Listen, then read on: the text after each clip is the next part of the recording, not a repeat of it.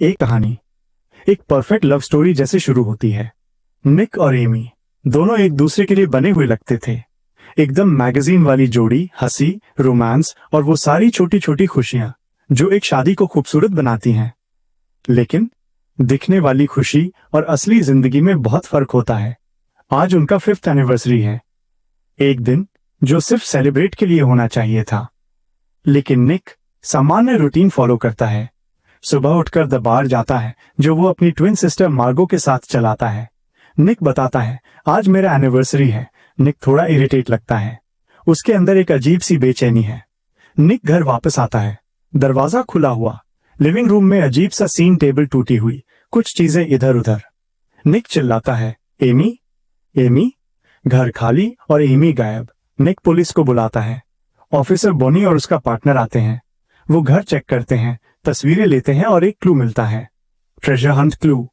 Amy हर साल अपनी anniversary पर निक के लिए ट्रेजर हंट बनाती थी। ये क्लू एनिवर्सरी का पहला क्लू लगता है। लेकिन अब ये सिर्फ एक क्यूट एनिवर्सरी गेम नहीं था, एक रहस्य बन गया था। एमी का मिसिंग केस तुरंत बड़ी खबर बन जाता है, क्योंकि एमी कोई साधारण पत्नी नहीं, वो थी अमेजिंग एमी, एक पॉपुलर चिल्ड्रंस बुक कैरेक्टर पर बेस्ड रियल लाइफ इंस्पिरेशन। पूरा अमेरिका उसे जानता है। मीडिया का दबाव शुरू हो जाता है, कैमरे, रिपोर्टर्स, पड़ोसी, सब निक के घर के बाहर। निक अजीब ढंग से बर्ताव करता है। लोगों को लगता है वो अपनी बीवी के गायब होने पर उतना दुखी नहीं है जितना होना चाहिए। एक दिन बाद प्रेस कॉन्फ्रेंस होती है। निक स्टेज पे आता है। उसके शब्द थोड़े कठोर लगते हैं और जब वो फोटो के लिए स्माइल कर देता है, मीडिया को उसका स्माइल अजीब सा लगता है। लोग उसके खिलाफ होने लगते हैं। निक को दूसरा तीसरा क्लू मिलता है जो एमी ने छोड़े थे। एक क्लू द बार में होता है, एक क्लू शेयर मेमोरीज के बारे में, एक क्लू बेडरूम से रिलेटेड। हर क्लू निक को उसके रिश्ते के अंधेरे और कड़वे सच की याद दिलाता है। जैसे एमी चाहती थी कि एनिवर्सरी के दिन भी निक अपने हर नाकामी और पछतावे का सामना करे। एमी की डायरी एंट्रीज दिखाए जाते हैं। वो लिखती है कि निक चार्मिंग था, केयरिंग था, लेकिन धीरे धीरे वो बदलने लगा। उसने जॉब छोड़ दी।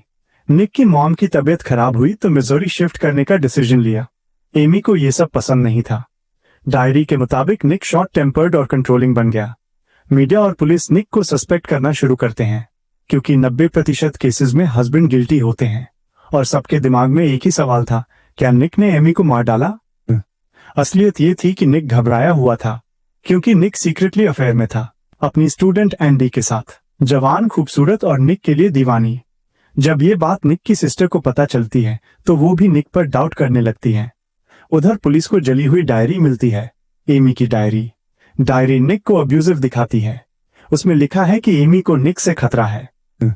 एमी के शहर में कैंडल मार्च निकाला जाता है। सब मानते हैं कि एमी अभी जिंदा है। निक भीड़ के सामने इमोशनल स्पीच देता है, कहता है, एमी तुम घर वापस आ जाओ। भीड़ में खड़ी होती है निक की गर्लफ्रेंड एंडी। वो सब सुनकर गुस्से में आ जाती है और मीडिया में अफेयर का सच उगल देती है। अब सबको यकीन हो जाता है कि निक ने एमी को गायब किया है या फिर मार दिया है। पुलिस इंटेरोगेशन शुरू होता है। किचन में खून के धब्बे, डायरी में अब्यूजिव एंट्रीज, क्रेडिट कार्ड से बेकार खर्च और सबसे बड़ा अफेयर का खुलासा। निक की जिंदगी लिविंग नाइटमेयर बन जाती है। लेकिन कहानी में आता है बड़ा ट्विस्ट। एमी जिंदा है।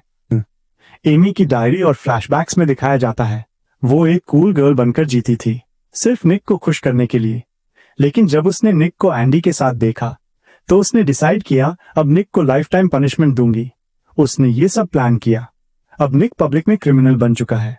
मीडिया उसकी हर बात, हर एक्सप्रेशन को तोड़ मरोड़ कर दिखाती है।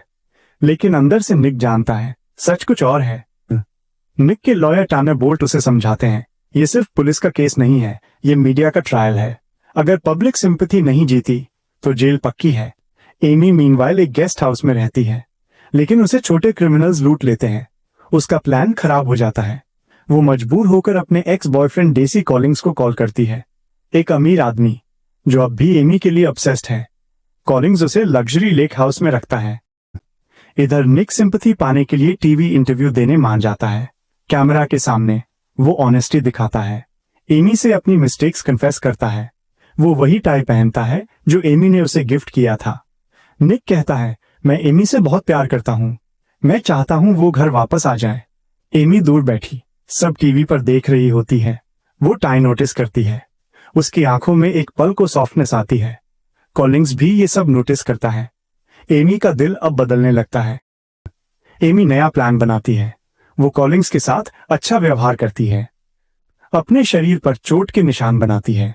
रात को वो कॉलिंग्स को सिड्यूस करती है और मौका देखकर उसे मार डालती है। अगली सुबह खून से सनी एमी कैमरों के सामने निक के दरवाजे पर लौट आती है। रिपोर्टर्स चिल्लाते हैं, amazing Amy is back. Nick shock में है। पुलिस, मीडिया सब एमी को हीरो मानते हैं, लेकिन निक समझ जाता है एमी फिर कुछ प्लान कर रही है। हॉस्पिटल में एमी बताती है कि कॉलिंग्स ने उसे किडनैप किया, उसके साथ जबरदस्ती की और सेल्फ डिफेंस में उसने उसे मारा। डिटेक्टिव बॉनी उसे शक से देखती है, लेकिन कोई सबूत नहीं। घर लौटकर निक एमी से कहता है, नाटक बंद करो, मुझे पता है तुमने जानबूझकर कॉलिंग्स को मारा। एमी मुस्कुराती है, धीरे से कहती है, जब मैंने तुम्हारा इंटरव्यू देखा तो मुझे लगा तुम ही मेरे लिए बेस्ट हो। निक सब लॉयर और डिटेक्टिव को बताता है, लेकिन वो कहते हैं कोई सबूत नहीं, अरेस्ट नहीं कर सकते। अब एमी निक से कहती है, अब तुम्हें अच्छा पति बनना होगा। निक डरने लगता है। अगली सुबह निक कहता है, मैं तुम्हें छोड़ दूंगा। एमी जवाब देती है, मैं तुम्हारे बच्चे की मां बनने वाली हूं। निक शॉक में है। एमी बताती है, फर्टिलिटी क्लिनिक से तुम्हारे स्पर्म सैंपल से मैंने खुद को इंसेमिनेट कर लिया। निक गुस्से में चिल्लाता है, तुम ऐसा नहीं कर सकती, मैं तुम्हारे साथ कभी नहीं रहूंगा। एमी ठंडी आवाज में जवाब देती है, तुम्हें मेरे साथ रहना होगा, क्योंकि जब ये बच्चा पैदा होगा तो मैं उसे भी तुम्हारे खिलाफ कर दूंगी। अब निक पूरी तरह फंस चुका है। अंत में दोनों साथ में टीवी इंटरव्यू देते हैं। चेहरे पर मुस्कान है, लेकिन आंखों में डर और नफरत छिपी हुई। ये शादी अब एक समझौता बन चुकी है।